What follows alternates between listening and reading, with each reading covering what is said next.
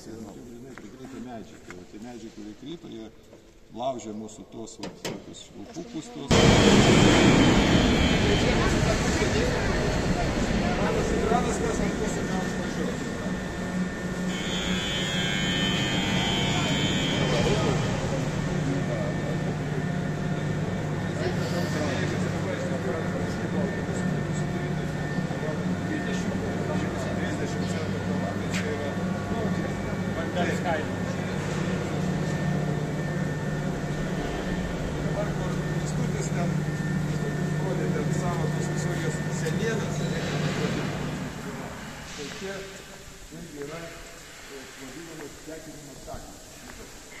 Senoviškas jos dabar kaip? Jos yra nenaudojamas, bet jeigu pajungti tą kabelį ir jos veiks. Čia irgi 60 kažkoks 8 ar 9 metų staklis ir pats principas, tarp kitko Vilniuje tokių staklių nebuvo. Atvažiuoja Redmo, tai grinai užvažiuoja tą ratą, kur reikia tekinti, užsimetė laidai ant traukos variklį ir sukasi. Maitinimas paduodamas ant pačio ratą, ratas sukasi, ne tas, kad jį kažkas sukasi pats ratas ir tada žmogus pats rankomis stovi, spaudžia ir tekina po vieną ratą. Tai aptekint vieną širatį iš 2 pusių, tai trukdavo 8 valandas. Čia toks dalykas, įsivaizduoja, ne, 8 valandas vieną ir tokia sunkaus darbą. Prašom, toliau. Nu, čia tas estakadas grinai sumetimą, karo žmonės.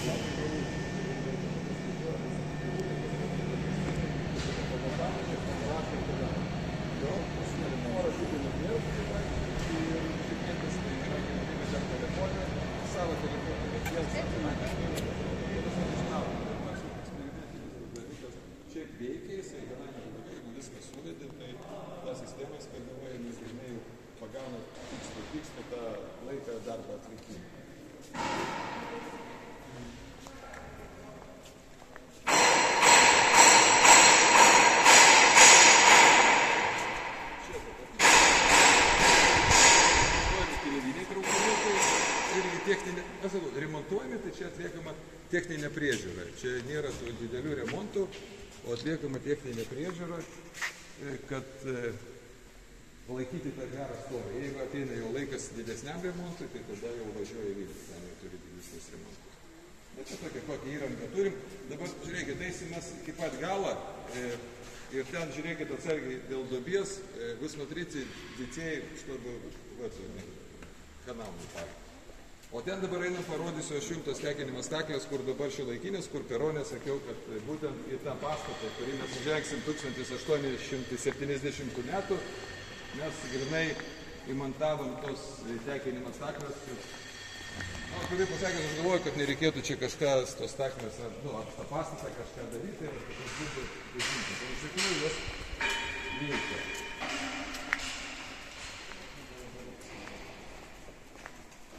Senas Redmo stovi, kuris nurašytas, tas Redmo, ten gal ateisiu, ateis daugiau rūpų paklausys.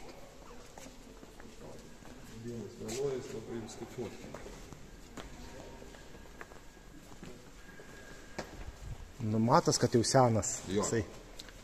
Tai tas Redmo buvo išplanuotas, dabar jis ruošiamas irgi gal į tą muziejų varyti turbūt, bet su tą mintim, kad jis buvo pagamintas kaip mokymo klasė, mokymo tokia klasė ant ratų ir būtent mokytis priešgaisrinės veiklos. Tai ten pagal, jeigu matote, ant traukos variklių nėra, paliktas vienas tik tai ir stovėtų daviklį ir kad mokyti žmonės grinai gesinti, jeigu kažkas susidėlė su gesintuvais. Tai va čia toks projektas, jis buvo pradėtas, jis neužbaigtas, tai tas riedmuo dabar gabensim į Vilnių, turbūt į muziejų, o gal net ir padarys tą klasę, kai buvo išplanuota.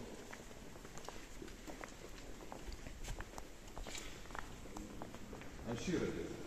Tas ašyratis ir ne šiaip savo pastatytas, čia ašyratis yra etaloninis, kad atsargiai prie to Neįkrisk. Ašyratis kaip etaloninis, kaip tikrinti pačias tekinimo staklės. Pavyzdžiui, jeigu tekinimo staklės nusimušė, kad pastatyti jų tos parametrus, užkeliamas su kranu tas ašyratis į staklės, kur praeisim toliau ir tada visi davikliai pasigauna ir tada jis atsikalibruoja. Staklės atsikalibruoja patys, kad būtų teisingai. O staklės tos, jeigu tada mes matėme anos, kur buvo vienas ašyratis, vienas ašyratis per 8 valandas grynai darbo, tai dabar staklės yra tokias, Rafamet firmos, kur principas yra visai kitoks. Čia dabar ratą suka ratukai šitie, su tais važiuoja, prisispaudžia per ašydėžę ir grinai automatiškai žmogus jau ten tik tai prižiūri ir jau jam nereikia laikyti ir spausti ten tos frezas, kad grinai įvyktų aptekinimas. Tai realiai ašyratis valandą laiką, kur 8 valandas, kur valandą. Tai realiai, jeigu daug reikia nuimti. O įkelti, tai čia reikėtų, įsivaizduokit, galite pažiūrėti, koks katlavanas ar ne, ir kaip čia buvo sunku, kad grundinis vandenis nekeltų. Tai čia mes kitam pastate, kuris yra 1870 metų. Tai kai darėm staklės, tai pamatų šitam pastate nėra, tai tik tai yra dideli akmenys, mes šiek tiek pamatų buvo sudėti tada ir grinant jų pastatytas tos sienas. Tai šitos. O tos staklės, josgi atvažiavo, grinai tos didelės, tai kai reikėjo jos kraną čia negali, kad nuleisti jos, tai reikėdavo pastatyti ant tokių medinių kažkokių tokių pagalių, ar kaip vadinti, ir tada su trosai, su šilumvežiu iš lauko įtraukdavome tą vietą, kad po to jau čia tą strėlę galima būtų prilaikyti ir nuleisti apačią. Toks sudėtinga buvo tas dalykas, pavyko ir staklės veikia. Staklės tokios yra Vilniuje dar vienas, tokios yra Vaidoto stotyje. Tai Lietuvoje yra 2, tokios vienas yra 20. Tai va, tai pas mane kai tas iš tos pusės tiek, dabar grįžtų, aš greitai papasakoju.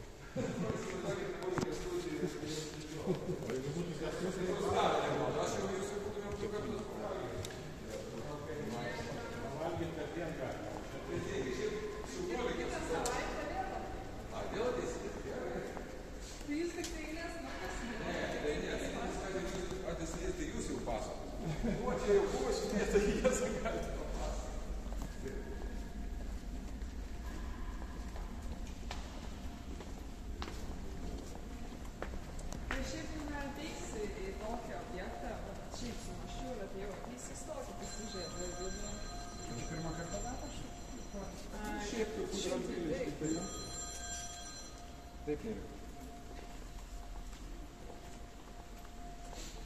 Jau galite pasidaryti. Dabar pasukim čia į kairę. Ir va, pro čia mes galim grįžti. Neišim dabar šantą pasikėlį. O tai visai gamyba, tai čia pasidaryti.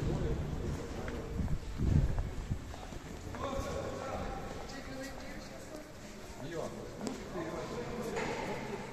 kontroliuoja virusą, kurios tikrina, ar jie gerai nepadaro.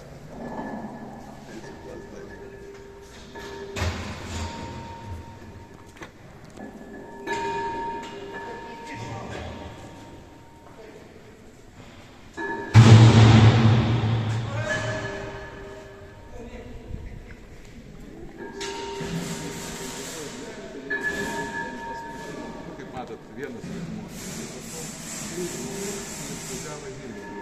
Nėra taip, kad mes čia dirbam ir jeigu nėra, mes keičiamės. Jeigu pasūname daug riedmenų, tada mums važiuoja iš Kauno iš Vilnius, tai šiandien 3 kolegas atvažiavo vienai pabėgti Vilniečiai. Gal fainas, lieka nežinai, ką spaus. Čia reikalus tų, kurie važinėja. Jo, bet jeigu tu susiplanuoji žmogiškai anksčiau, nes kol nėra reikalų, ir tau. Bet tai, jeigu tu gauni pasitarimą išvažiuoti Kauną, tada reikia neįstatyti. Ar pristatyti, kad jau nebebuvo. pasakyti, kad jie pas kažką susiplanavęs, reikia būtent padaryti iš tų akmenų, o šitie akmenys jie pašlifuoti, ne, kurie buvo ištraukti, kur staklės. Tai iš pačios gilumos jie buvo ištraukti akmenys, tai va, čia gridai jiems, nu, nežinau kiek metų, bet čia jau toks irgi pastatytas. Gerai, dabar eisim atgal per tiltą per bėgius, tai atsargiai būdėmasi pareilsim. Dar pažadėta apie oro paštą papasakoti. Ai, apie oro paštą. Tai perlipsim per jį turbūt.